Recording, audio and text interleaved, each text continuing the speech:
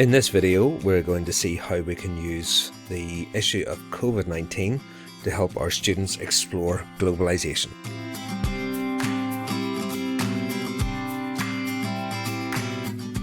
So this is an evolving task. I'm kind of planning this as it goes along.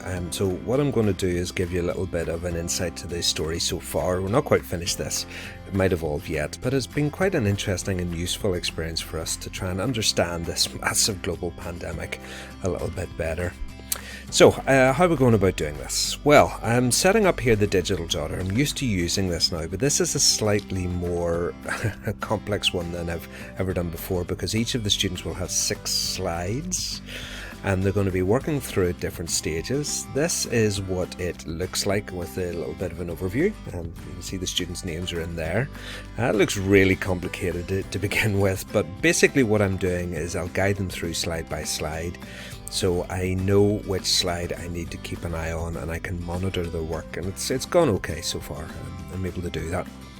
So what's the exercise we're looking at? Well, there's 2 sides we're going to explore. One is the globalisation and of the spread of coronavirus in the first instance, and then we're going to take a look at globalisation and the vaccine as well.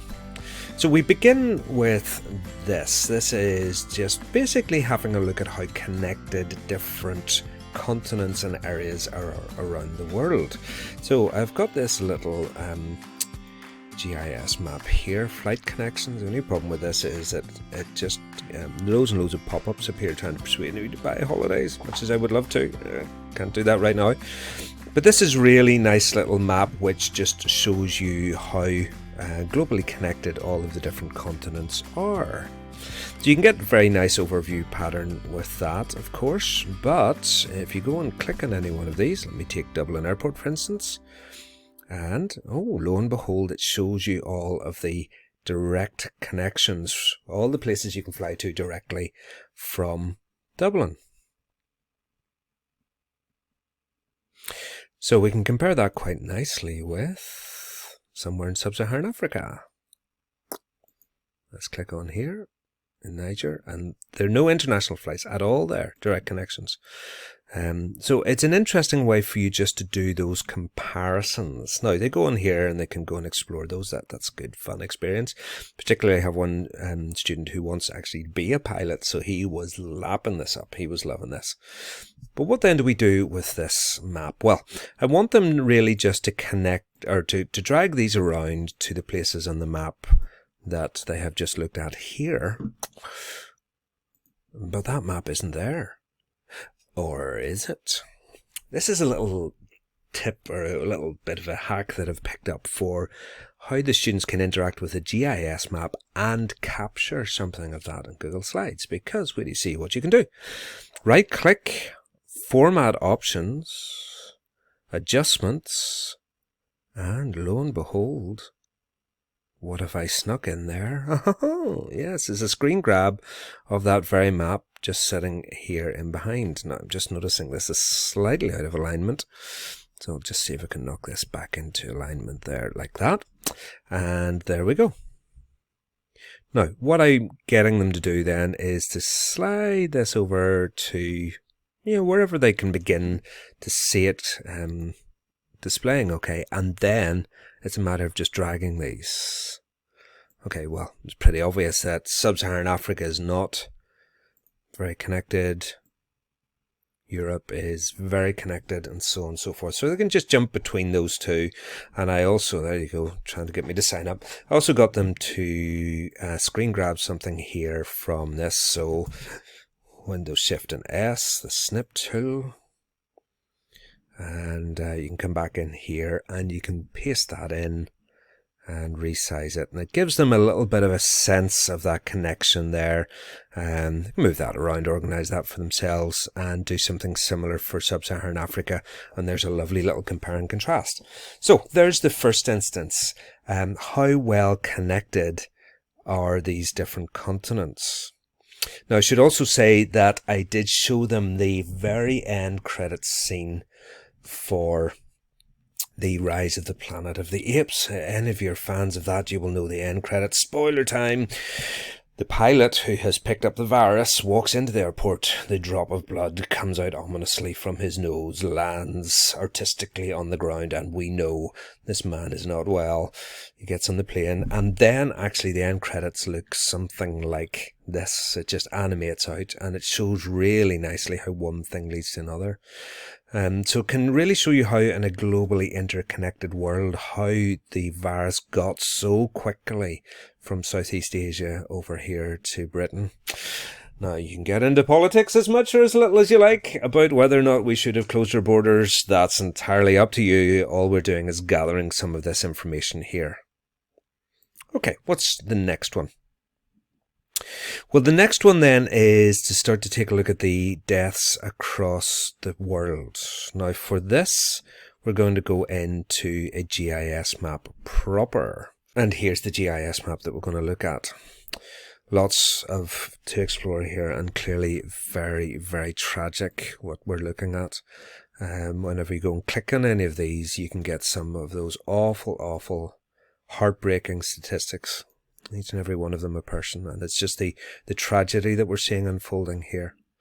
But we can explore this as geographers, and again, if we right click, format options, slide that over, and that map is sitting on top of them. So they can then slide this around to see the global connectedness underneath, and the pie charts above. You get them to work on that so that they can see the hint of the map below. And then again, it's a dragging operation here. Very connected and lower death rates, very connected and higher death rates. Well, that's clearly over here.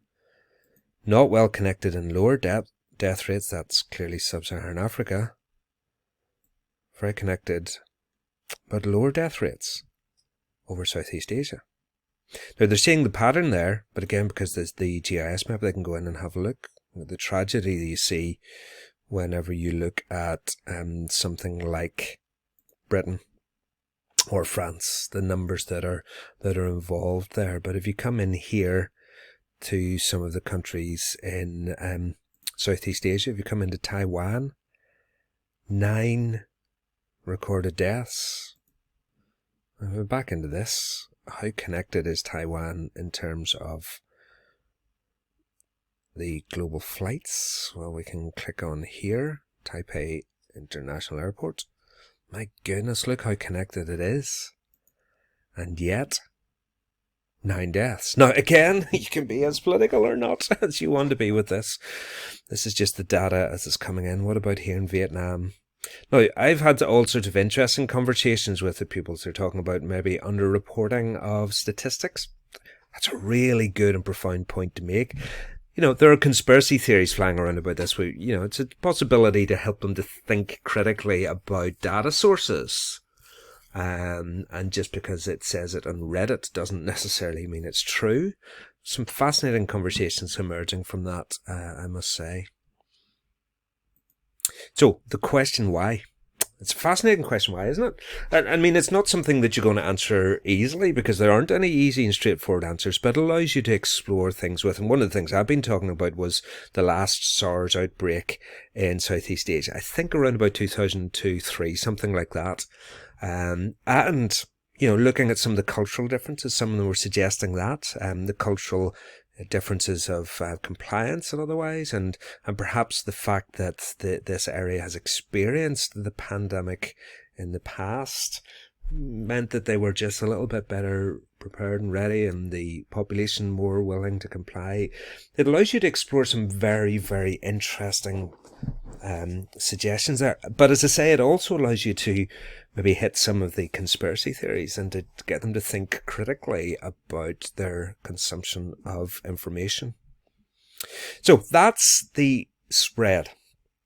What about the second thing about looking then at the vaccine? Because that in itself gives really good opportunities for us to explore some globalisation. So if we go back into the GIS map, I click on this tab here and look at what we've got.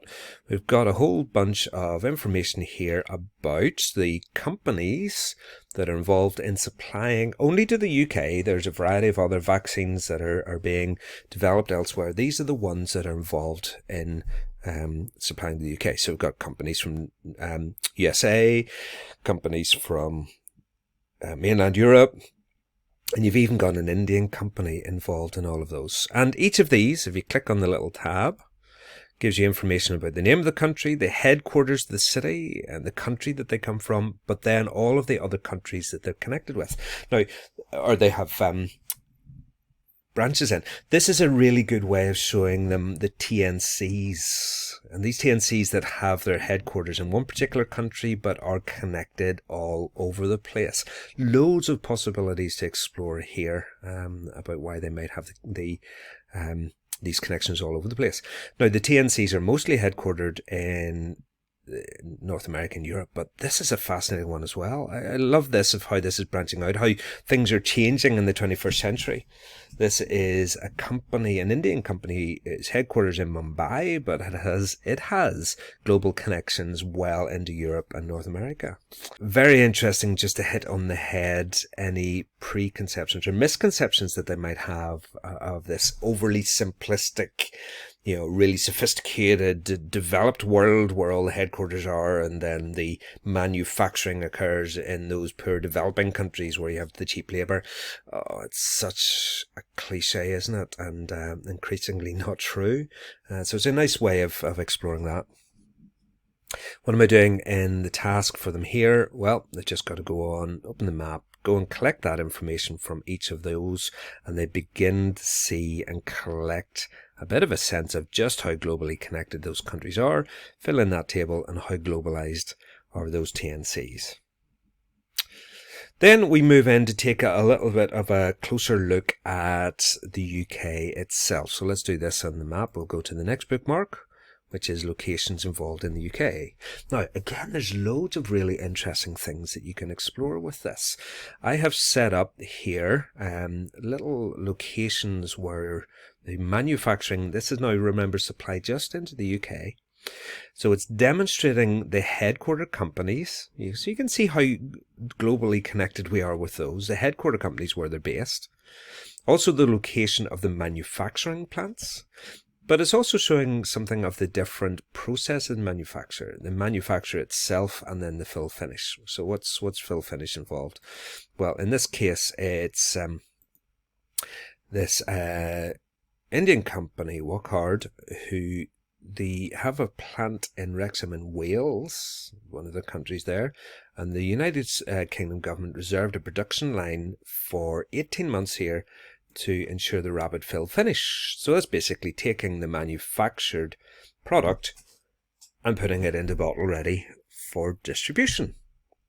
So there's a little bit more information there. So, okay, let's get this right. So this is the United Kingdom government going to an Indian company based in Mumbai to say to that Indian company, we want to reserve your production line in Wrexham in Wales to help to do the fill finish for this development of AstraZeneca. Apologies for the misspelling there. AstraZeneca, which is this company that's based in the UK and Sweden as well, I believe.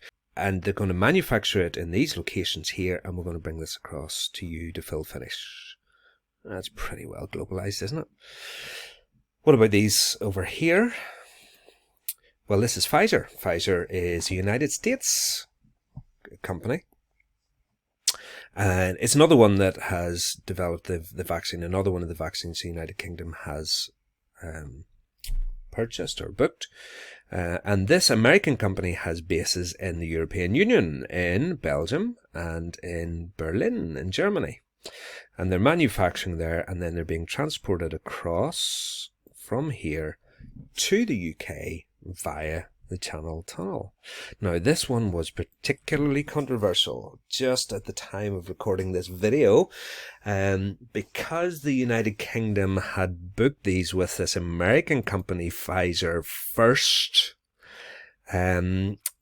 the UK was given, in some senses, first dibs on the manufacture of these. But what happened, or sorry, the supply of these, what happened was, due to some kind of limitation in the supply of raw materials, I believe, the Pfizer company in Belgium wasn't able to supply as many of the vaccines to the European Union as it wanted, but because the UK government had booked them first, Pfizer was honouring that contract first. So what you had was, oh, this is gloriously, gloriously messy, isn't it?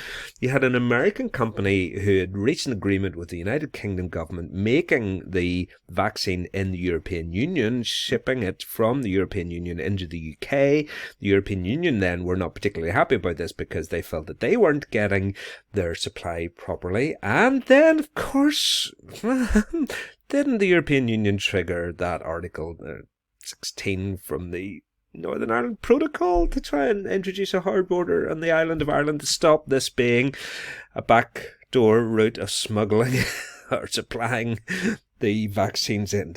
Anyway, you can get as complicated as that or not, depending on your point of view, but there's loads for you to explore here in terms of this rich, complex web of supply that's going on. Now, just a little thing that will show you with a function of this. You can change this to display different parts of this. I've got different aspects here that you can include. So if you just want to click on that, this is the stage of supply, and here's our little legend. There are a couple of others up here that we haven't even talked about. So this is a company called Valneva, which is a French company, which is still in the trial stage, which is manufacturing in Livingston in Scotland to supply to the UK. And each of these has a little photograph that shows you the locations as well. You can just go and dig in around about that. Anyway, loads and loads and loads for you to go through and explore there. Once they have come in here, you can then, once you've explored that, the origin of the companies. Okay, so the main point here is that these companies supplying into the UK, some of them are UK, but there's a whole variety of different headquarter countries that they come from, and the locations of the two parts of the manufacturing process in the UK. So it allows them to understand a little bit more of that manufacturing. So there was the keys in here. Anyway, so there's the manufacture and there's the fill finish there. So depending on how much complexity you think your students can cope with or you want to go into there, just at the very basic level, it could be an example of globalized companies locating all around about the world in order to get close access to markets, that kind of thing. Or you can go into lovely juicy details. Again, you can be as political or not as you want to be. And then finally, vaccine nationalism. Now, this one is a very interesting one. Let's come back into the GIS map. And I'm going to come back out again to the world overview. And this time I'm going to come into the layers. I'm going to turn off this of the deaths. And this time we're going to turn on the layer of the vaccine rollout dates. Here's our legend. Because again, at the time of recording, this is the projection of when the vaccine rollout dates are going to be met. Very interesting to get them to look at the global pattern here. And if I come back into the map again, I can slide this across. And the general patterns, again, they can fade that in. What I might do, I haven't got to this stage with my classes yet, so I might just do the drag and drop text box thing again, because that speeds that up. But they should be able to spot some of those general patterns there quite nicely from that. The vaccine rollout and globalisation. So you can link that in extremely well with any other measure of development that you might want to have looked at, PPP or HDI or anything like that. Is there a relationship between the level of development of the country and the date at which the vaccines are likely to be rolled out? Or, in other words, some of the poorest countries in the world most likely to get the vaccine last?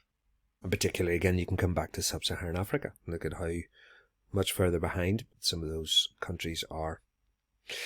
And the final thing that it'll get them to look at is, why does that matter? Well, number one, of course, that gives you very, very good opportunity to discuss the ethics of this. In a globalised world where we're all connected, where even as we've seen with this, the UK vaccine, and we're, again, at the time of recording, doing very well in terms of vaccine rollout. But look at how dependent we are on countries across the world to supply us with the vaccine. So, there are very interesting ethical questions you can ask off the back of that. If it wasn't for our connections with other countries, we wouldn't be in a position to be so far advanced with the vaccine rollout. So are there ethical considerations to bear in mind when it comes to this in terms of standing with some of these poorer countries in the world as well? But there's another angle to it, and that's the new variant angle.